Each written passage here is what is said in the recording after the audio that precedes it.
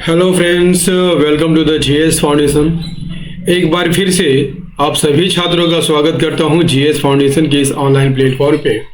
और दोस्तों, सबसे पहले तो मेरा आपसे ये रिक्वेस्ट है कि इस वीडियो को आप एंड तक ज़रूर देखिएगा, है ना। इस वीडियो को आप एंड तक ज़रूर देखिएगा क्योंकि आज के सेशन में हम महत्वपूर्ण प्रश्नों को कवर करने वाले हैं।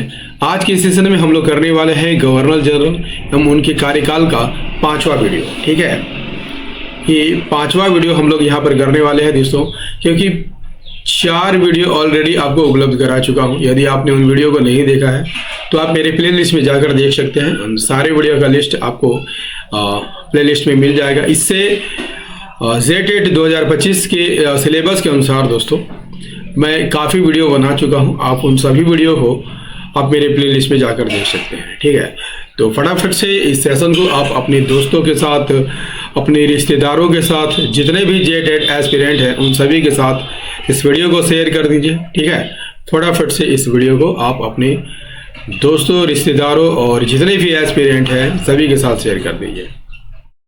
तो इसके बाद हम स्टार्ट कर लेते हैं आज के सेशन को। चलिए स्टार्ट ही कर लेते हैं आज के सेशन को। देखिए, पहला सवाल जो आपके स्क्रीन पर है दोस्तों, काफी महत्वपूर्ण सवाल है ना।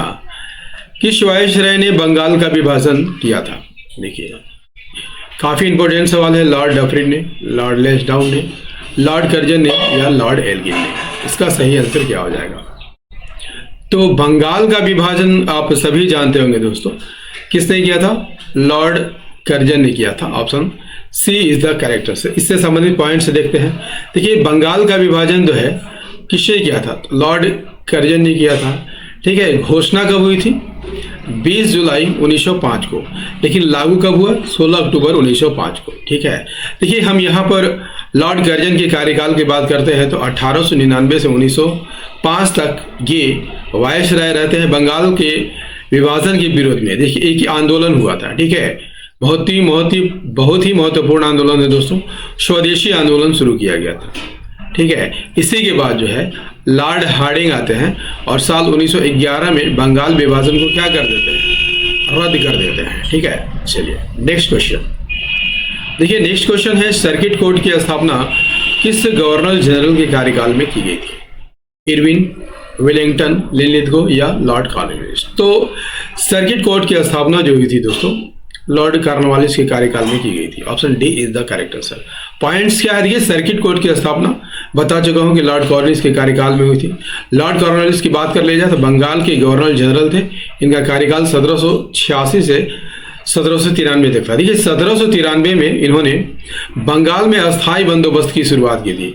अस्थायी बंदोबस्त एक प्रकार की राजस्व पद्धति थी दोस्तों।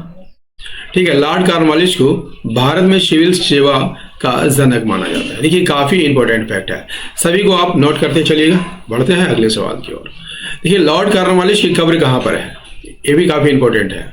काफी पूछा गया है दोस्तों, काफी एग्जाम में पूछा गया। अहमदाबाद में, गाजीपुर में, गांधीनगर में, लखनऊ में। तो इनका कब्र जो है दोस्तों गाजीपुर में है। ठीक है, गाजीपुर, उत्तर प्रदेश। देखिए, कॉर्नवालिस का कब्र कहाँ है? गाजीपुर, उत्तर प्रदेश में है। और ये कब्र जो है स्मारक है जो भारतीय पुरातत्व सर्वेक्षण के तहत आता है। ठीक है, चलिए देखिए अगला सवाल क्या कहता है।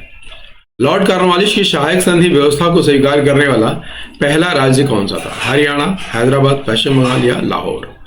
तो वहां पर सहायक संधि को स्वीकार करने वाला हैदराबाद है दोस्तों, क्योंकि हैदराबाद की निजाम ने, ठीक है, सहायक संधि पर हस्ताक्षर किया था। Option B is the correct answer. देखिए, लॉर्ड वेल्जली ने सहायक संधि की शुरुआत की थी।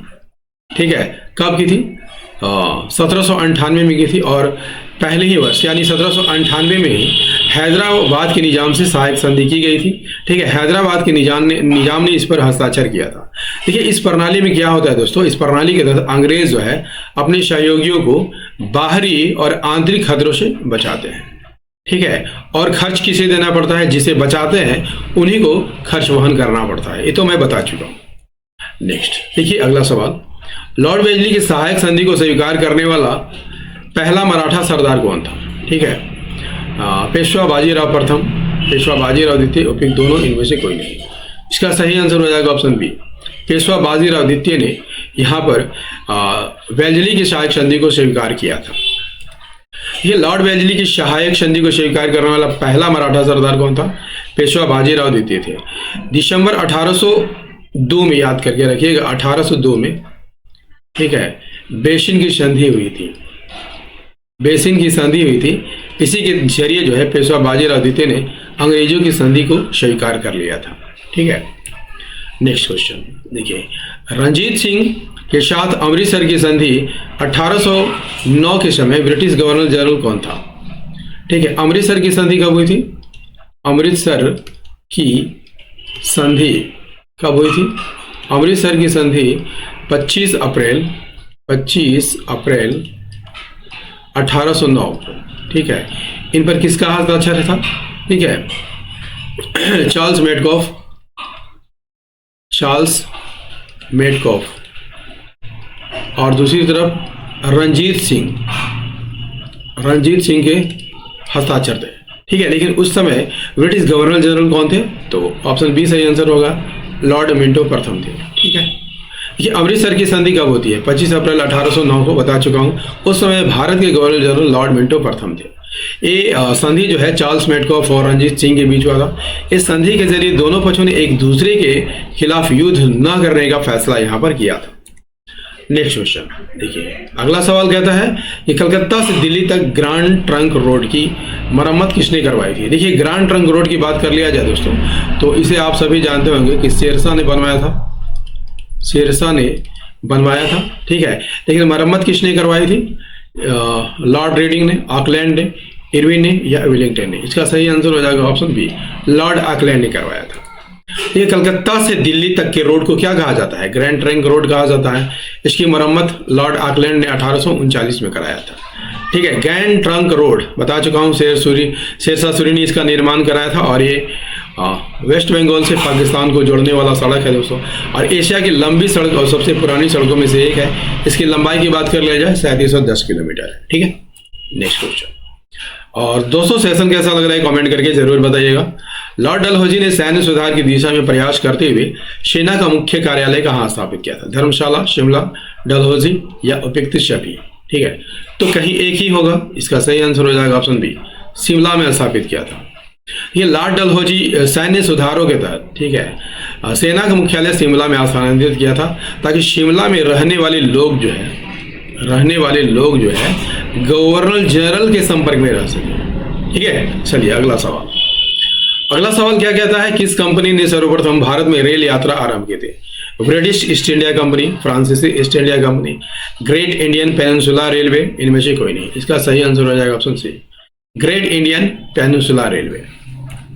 देखिए, भारत में रेल यात्रा की शुरुआत किस कंपनी ने की थी? इंडियन पेनिनसुला रेलवे, GIPR के द्वारा। रेल कब चलाई गई थी? 16 अप्रैल 1853 को बोरीबंदर से ठाणे के बीच। ठीक है, बोरीबंदर बॉम्बे में है दोस्तों, और यह दूरी कितनी थी? 34 किलोमीटर की दूरी। ठीक है, पहली ट्रेन जो चलाई गई थी वो कितनी दूरी तक चली थी? 34 किलोमीटर की दूरी चली थी। इस ट्रेन में 3 इंजन थे, याद कर लीजिएगा, साहिब, सुल्तान और सिंध। बारी बारी से चलाया गया था, इसमें 13 डिब्बे थे। ठीक है, नेक्स्ट क्वेश्चन। नेक्स्ट है, अफगानिस्तान के संदर्भ में किस वायसराय ने अहस्तक्षेप की नीति अपनाई थी? एल्गिन, कर्जन, लॉर्ड मिंटो या जॉन लॉरेंस? इसका सही आंसर हो जाएगा option D is the correct answer, John Lawrence ने अहस्तक्षेप की नीति अपनाई थी। अफगानिस्तान के संदर्भ में जॉन लॉरेंस ने अहस्तक्षेप की नीति अपनाई थी। जॉन लॉरेंस की बात कर लिया जाए तो उनका कार्यकाल 1864 से 1869 तक था। ठीक है, चलिए यहाँ पर इंपॉर्टेंट क्वेश्चन को हम लेकर आए हैं दोस्तों, वीडियो को एंड तक जरूर देखिएगा, है ना। लॉर्ड मेयो की हत्या कहाँ पर हुई थी? निकोबार द्वीप में, अंडमान द्वीप में, लक्षद्वीप में, इनमें से कोई नहीं। सही आंसर हो जाएगा अंडमान द्वीप में, option B is the correct answer. देखिए, लॉर्ड मेयो की हत्या, ठीक है, अंडमान द्वीप समूह की राजधानी पोर्ट ब्लेयर में हुई थी। कब हुई थी? 8 फरवरी 1872 को। किसने की थी? तो अफगानिस्तान के शेर अली अफरीदी ने की थी। क्लियर? देखिए, शेर अली अफरीदी ने लॉर्ड मेयो के पीठ पर चाकू घोंप दिया था, है ना। शेर अली को अंडमान द्वीप समूह में आजीवन कारावास की सजा भी सुनाई गई थी और 11 मार्च 1872 को शेर अली को, याद रखिएगा, वाइपर द्वीप पर, किस द्वीप पर? वाइपर द्वीप पर फांसी पर लटका दिया गया था। क्लियर? चलिए, काफी इंपॉर्टेंट फैक्ट है दोस्तों, हो सके तो एक कलम कॉपी लीजिएगा और सारे को नोट कर लीजिएगा, आप ही का काम आने वाला है दोस्तों, तो आप नोट कर लीजिएगा। पंजाब का प्रसिद्ध कुक्का आंदोलन किस वायसराय के काल में हुआ था? देखिए, कुक्का आंदोलन कब हुआ था? 1872 में हुआ था और इसका नेतृत्व राम सिंह, ठीक है, राम सिंह कुक्का ने किया था। ठीक है, कुक्का ने किया। आपको बताना है कि इस आंदोलन के समय वायसराय कौन थे? माउंटबेटन, ये तो नहीं है। वेलिंगटन, ये भी नहीं है। लॉर्ड लिथगो, ये भी नहीं है। तो कौन है? इसका सही आंसर हो जाएगा option D is the correct answer, Lord Northbrook थे। ठीक है, देखिए, प्रसिद्ध कुक्का आंदोलन कहाँ पर चलाया गया था? पंजाब में चलाया गया था। कुक्का आंदोलन 1871 से 72 में चला था और पंजाब के कुक्का लोगों यानी नामधारी सिखों के द्वारा यह आंदोलन चलाया गया था। नेतृत्व राम सिंह कुक्का ने किया था और नॉर्थब्रुक के शासनकाल में किया था। नॉर्थब्रुक के शासनकाल की बात कर लिया जाए, इनका कार्यकाल 1872 से 1876 तक था। कुक्का आंदोलन के उद्देश्य क्या रहे हैं? देखिए, सिख समाज में सुधार करना, ये पहला उद्देश्य है। ब्रिटिश औपनिवेशिक शासन का विरोध करना, सिख धर्म को उसकी मूल शुद्धता में बहाल करना इसका उद्देश्य था।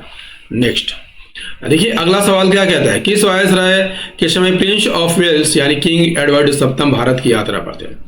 लॉर्ड रेडिंग के काल में, सर रॉबर्ट नेपियर के काल में, सर विलियम डेनिसन के समय में या जॉन लॉरेंस के नेतृत्व में? तो प्रिंस ऑफ वेल्स है ना, लॉर्ड रेडिंग के समय में भारत आए थे। Prince of Wales Lord Reading के कार्यकाल में भारत आए थे, है ना। प्रिंस ऑफ वेल्स अक्टूबर 1921 से मार्च 1922 तक भारतीय उपमहाद्वीप की यात्रा यहाँ पर की थी।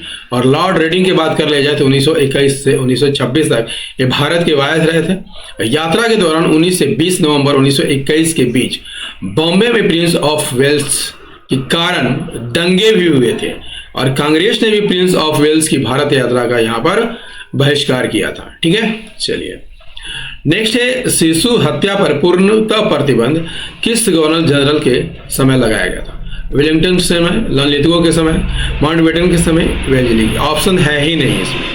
ठीक है, वेंटिक के समय में, वेंटिक के समय में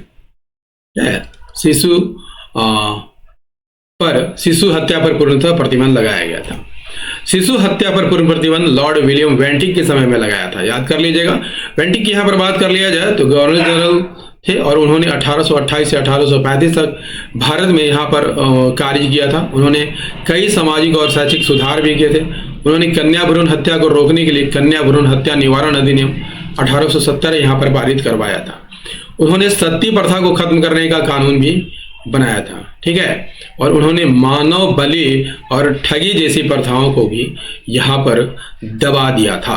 ठीक है, नेक्स्ट है, भारत में गवर्नर जनरल के पद पर आसीन होने से पूर्व 20 वर्षों तक ब्रिटिश संसद में रहने वाले गवर्नर जनरल कौन थे? Lord Hardinge, Metcalfe, Auckland, Ellenborough? इसका सही आंसर हो जाएगा ऑप्शन डी, लॉर्ड एलनबरो। ये भारत के गवर्नर जनरल बनने से पहले 20 साल तक ब्रिटिश संसद में रहने वाले गवर्नर जनरल कौन थे? तो लॉर्ड एलनबरो थे। इनका कार्यकाल 1842 से 1844 तक था और उनके ही कार्यकाल में चार्ल्स नेपियर के नेतृत्व में सिंध पर भी कब्जा कर लिया गया था।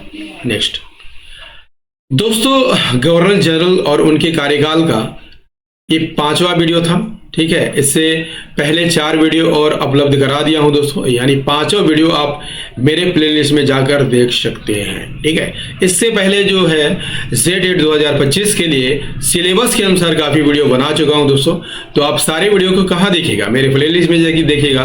ठीक है, तो मिलते हैं अगले सेशन में, तब तक के लिए जय हिंद, धन्यवाद।